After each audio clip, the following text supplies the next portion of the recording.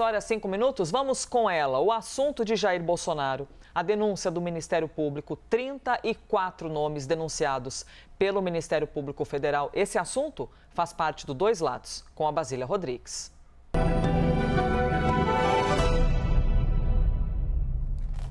Pois é, porque a denúncia da Procuradoria-Geral da República contra o ex-presidente Jair Bolsonaro e outras 33 pessoas por tentativa de golpe de Estado tomou conta do noticiário nos últimos dias e será a pauta durante muito tempo, com impactos, claro, políticos. Para alguns juristas, a denúncia é consistente, mas chega com atraso, numa resposta tardia das instituições brasileiras. Há também quem olhe a denúncia e diga: esta peça, ela está vazia, inepta, mas qual dos dois lados está correto? A partir de agora, o que vai acontecer? As chances desse processo de Jair Bolsonaro no futuro virar uma espécie de lava-jato?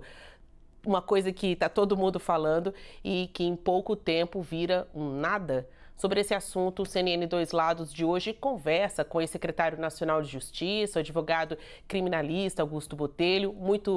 Seja muito bem-vindo de volta aqui à CNN Brasil. E também com o advogado e professor de Direito Constitucional André Marcília, especialista em liberdade de expressão. Muito bom dia aos dois, sejam bem-vindos. Bom, eu começo perguntando para vocês sobre a força, o alcance da delação do Mauro Cid. A Procuradoria-Geral da República, assim como a Polícia Federal, dizem não é a prova única deste caso. Você tem fotos, vídeos, um cruzamento de informações, mas é notório que esta é a principal causa. Não é a única, mas é a principal prova desse processo. Isso é suficiente para condenar o ex-presidente Jair Bolsonaro? Vou começar pelo Augusto. Telespectadores da CNN, bom dia ao meu debatedor. A gente tem que entender um processo penal, principalmente um processo de repercussão e complexo como esse, uma maratona. O que eu tenho visto muitas vezes, até pessoas comentando em redes sociais, em emissoras, em jornais, um pouco afoitos, parecendo que um processo criminal ele é uma corrida de 100 metros. Não, ele é uma maratona. E dentro dessa maratona, há várias etapas.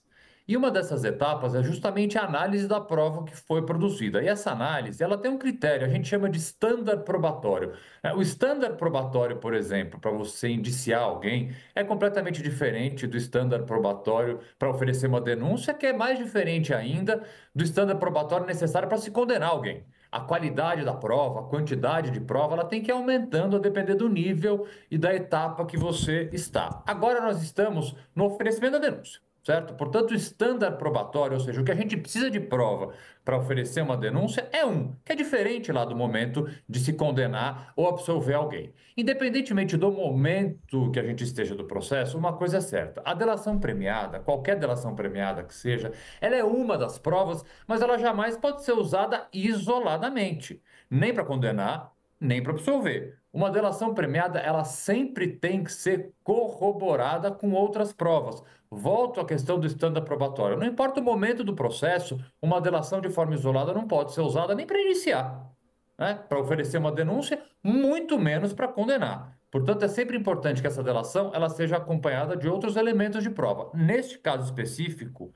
eu entendo que há suficientes provas de corroboração que sustentam o oferecimento de uma denúncia contra aqueles denunciados com base nessa delação premiada, mas não somente com base nessa delação premiada, porque, volto a dizer, há inúmeras provas que corroboram aquilo que Mauro Cid, em colaboração, falou. Como meio de prova é suficiente para condenar? Você já explicou muito bem que foi um passo, a apresentação da denúncia, e não foi um passo isolado.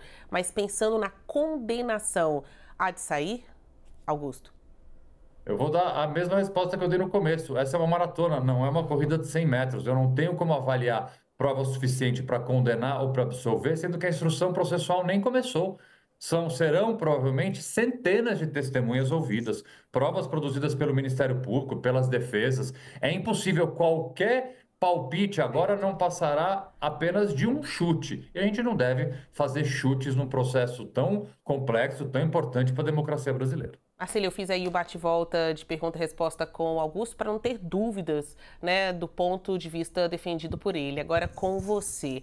A delação do Mauro Cid, ex-ajudante de ordens do ex-presidente Jair Bolsonaro, eu costumo dizer nessas análises, interações aqui na CNN, é o HD do Bolsonaro. Ele sabia de muita coisa, ou de tudo, que se passava ali dentro do gabinete presidencial. O que ele disse que tem sido utilizado como meio de prova, fazendo esse cruzamento com outros elementos da investigação, é suficiente para condenar Bolsonaro? Bom dia. Bom dia, Basília. Bom dia, Botelho, a todos os espectadores. Olha, eu entendo que não. Eu entendo que a gente tem ali diversos fatos dispersos, mas esses fatos precisam ser colados por provas. E essas provas precisam estar presentes já agora na denúncia, ou pelo menos nessa delação a que tivemos acesso. E eles não estão. Né? E se eles não estão, isso precisaria ou demandaria, então, diligências mais efetivas por parte da PGR. Essa peça, do jeito que está, ela junta esses fatos dispersos com narrativas. E narrativas não são suficientes para uma peça técnica, uma peça jurídica. Eu concordo com o Botelho quando ele diz que nós estamos diante de uma maratona, mas a gente não pode começar a maratona do meio do caminho, a gente não pode começar a maratona com uma pessoa correndo mais que a outra e nem com uma tendo um obstáculo no caminho e a outra não. Esse processo ele tem sido iniciado, ou essa denúncia, enfim, todas essas investigações têm sido iniciadas com diversas nulidades. A própria PGR turbinou, isso saiu da imprensa, até a própria Folha comenta que foi turbinada pela PGR as investigações da Polícia Federal. A gente viu nessas delações, que esses vídeos de delação do Mauro Cid, que obviamente o ministro Moraes coloca como última chance, ameaça de prisão o Mauro Cid. Isso é totalmente irregular. Quebra a espontaneidade da delação. Nós temos uma dificuldade de acessibilidade aos autos por parte dos advogados, e não é só agora. Eu, inclusive, fui o primeiro advogado dos inquéritos das fake news, com o caso da revista Cruzoé, e até hoje eu não tive acesso integral aos autos. Como é que você pode preparar a sua defesa com parte daquilo que acusa o teu cliente, e se ele vai ser julgado com parte na íntegra? Então, essas nulidades todas, o próprio ministro Moraes sendo vítima e também juiz. É constrangedor, inclusive, ele dizer, no meio da delação do Cid, a gente viu no vídeo ele dizendo o meu monitoramento, quando alguém me monitorava. Quer dizer, tudo isso é completamente estranho e alheio ao universo do direito, a um processo democrático. Então é uma maratona, mas se a maratona começa errado, se a maratona começa viciada, não tem como ela terminar bem. Bom, aqui tentando combinar uma resposta jurídica com nuances políticas também, é normal em situações como estas, em que os alvos são pessoas de relevância pública, políticos, você ouvir como argumento central do campo jurídico, as provas são nulas. E como argumento central do campo político, ele está sendo perseguido. Então, a minha pergunta para você, Augusto, agora: tem cheiro de Lava-Jato? Não, de forma nenhuma. Qualquer comparação com a Operação Lava Jato, para esse caso, ela é completamente desmedida, completamente desmedida. Evidentemente, advogados têm todo o direito, independentemente da gravidade da acusação ou de quem seja o alvo, né? Eu, notoriamente, sou contrário ao ex-presidente Bolsonaro, ao seu posicionamento político, à sua gestão. Eu não escondo isso de ninguém, mas eu entendo que ele e todos os denunciados têm que ter acesso a absolutamente todos os meios de prova, ao direito de defesa, à presunção de inocência. Está do lado deles. Isso não se tira de absolutamente ninguém, independente de posicionamento ideológico, político, você gostar ou não. Já escrevi muito sobre isso. Mas querer comparar ao que acontece hoje neste processo, que é um processo que pode haver contestações jurídicas.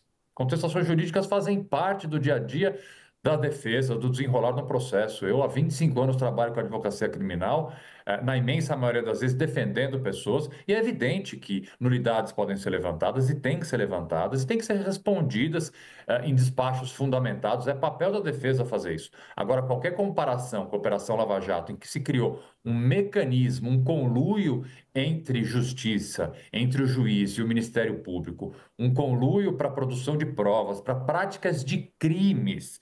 Crimes foram praticados por autoridades, crimes foram praticados pelo hoje senador Sérgio Moro, crimes foram praticados pelo deputado federal cassado, Deltan Dallagnol. É completamente diferente de contestar tecnicamente posições que podem ser contestadas do Supremo Tribunal Federal, do ministro relator Alexandre de Moraes. As defesas estão aí para fazer isso. Completamente diferente, volto a dizer, o que aconteceu na Lava Jato e o que vem acontecendo hoje, que pode ser objeto de críticas, de contestações por parte dos advogados, neste caso de uma tentativa de golpe de Estado. É importante o nosso espectador observar como alguns argumentos vão mudando de acordo com a conveniência, né? Essa história da Lava Jato tem muito a ver com isso, porque lá atrás, quem apoiava a Operação Lava Jato, inclusive em prol da condenação do presidente Luiz Inácio Lula da Silva e do fim das possibilidades de disputa dele nas eleições de 2018, hoje faz um paralelo, traça um paralelo entre as nulidades da Lava Jato com as possíveis nulidades deste inquérito agora do golpe. Então, por isso que estas semelhanças têm sido colocadas à mesa. Para você, Marcília, tem cheiro de Lava Jato?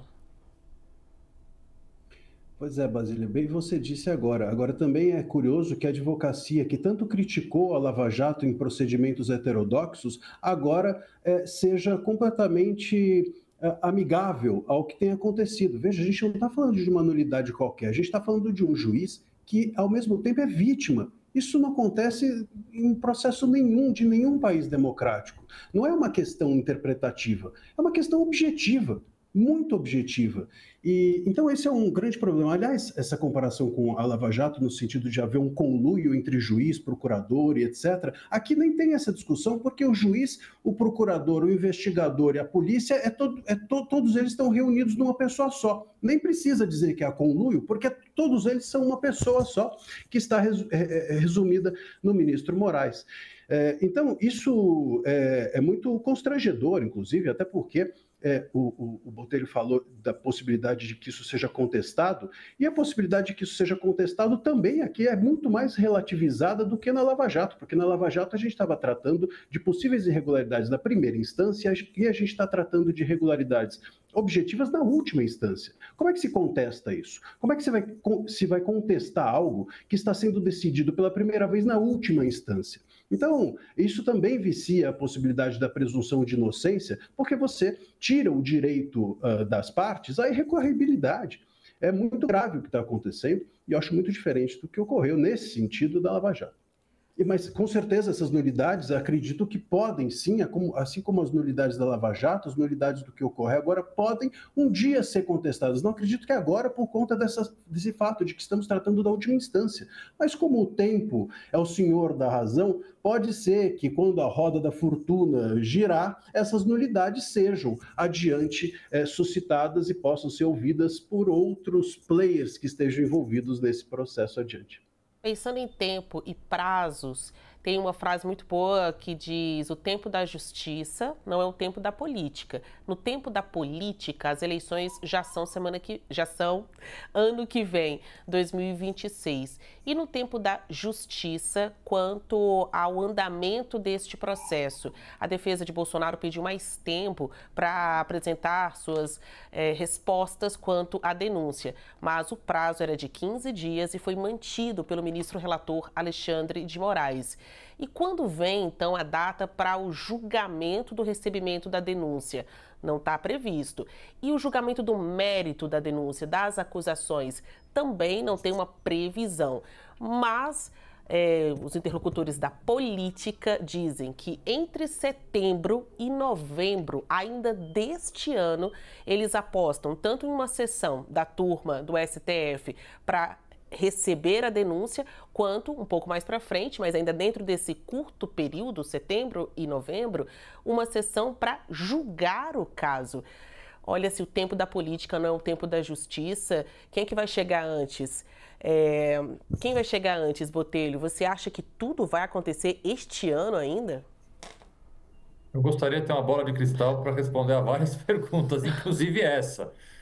Olha, na minha experiência, eu já advoguei em alguns casos de ações penais originárias em que o caso começa no Supremo.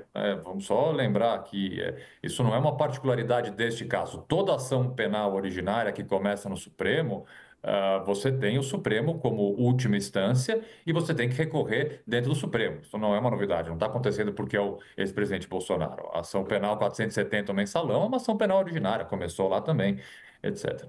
Então, assim, prever término de julgamento, acho que depende de uma série de fatores. O primeiro fator é se isso vai ficar na primeira turma ou se vai ser levado para o plenário. Acho que esse é um fator importante para a gente contar esse tempo. O segundo fator importante é a quantidade de testemunhas que os réus, a partir do momento que a denúncia for recebida, vão rolar. Isso faz uma diferença.